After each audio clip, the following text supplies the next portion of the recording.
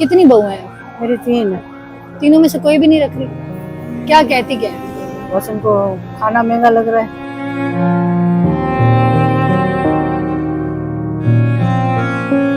بہو باہر سے لائے تھے خاندان کی؟ نہیں بیٹا پسند کر کے لایا تھا.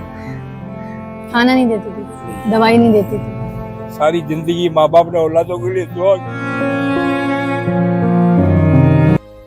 ماں محض ایک رشتے کا نام نہیں بلکہ ماں تو ایک جذبے کا، ایک احساس کا نام ہے، ایک قربانی کا نام ماں ہے. مخلوق مسکرا کے دیا جو دیا،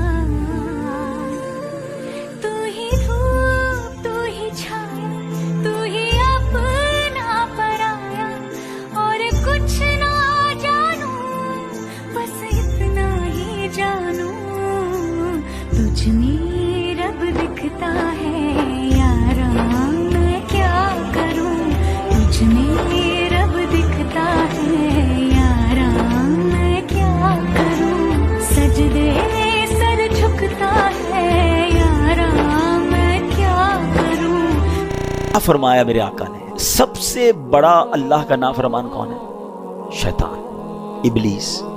ابلیس کے عذاب کا اندازہ کر سکتے ہو؟ جس نے ساری دنیا کو غلط کام پہ لگایا ہے، ساری دنیا کو برے کاموں کی طرف جو لگا رہا ہے، سارے کفار کو کفر پہ لگانے والا. ہم تو امیجن ہی نہیں کر سکتے نا اس کے عذاب، اس کے گناہ اور اللہ کے غضب کا اس پر. مگر اب حدیث سننا کیا فرمایا. آقا فرماتے ماں باپ کے نافرمان اور ابلیس کے درمیان صرف جہنم میں 1 درجے کا فرق ہوگا. آپ یقین یہ اگر اس کی وہ کہنا ہیبت کو سمجھو، جو اگر سمجھدار اس بات کو سمجھے نا تو رونگٹے کھڑے ہو جائیں گے. ابلیس کا عذاب کتنا ہوگا؟ اس کے عذاب میں اور ماں باپ کے نافرمان کے عذاب میں 1 درجے کا ہی فرق ہوگا. ختم ہو گئی نا بات، ہی ختم ہو گئی نا. اس سے بڑا مجرم کون ہوگا؟ یہ ماں ہے، ماں جس کی مر جائے وہ فقیر ہو جاتا ہے، جس کا باپ بھی مر جاؤ تو بالکل ہی ویلا ہی ہو جاتا ہے. موسیٰ علیہ السلام کی والدہ کا انتقال ہوا تو طور پہ آیا کرتے تھے. اللہ تعالیٰ نے فرمایا موسیٰ سنبھل کے آیا کرو، دعا دینے والی چلی گئی، سنبھل کے آیا کرو. ایک نوجوان زمیندار تھا، نہ نماز نہ روزہ نہ حج، کچھ بھی نہیں، اور غافل زندگی.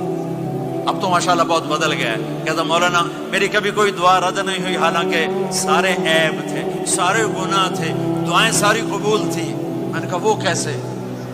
کہ میں رات کو جا کے اماں کو بھی دباتا اور اب بہت بڑا زمیندار اپنی ماں کو بھی دباتا، اپنے باپ کو بھی، پھر دونوں کے پاؤں یوں اپنے باہوں میں لے کر ان کو چومتا اور ان پہ سر رکھ کے دعا کرتا. میری ہر دعا قبول ہوتی تھی.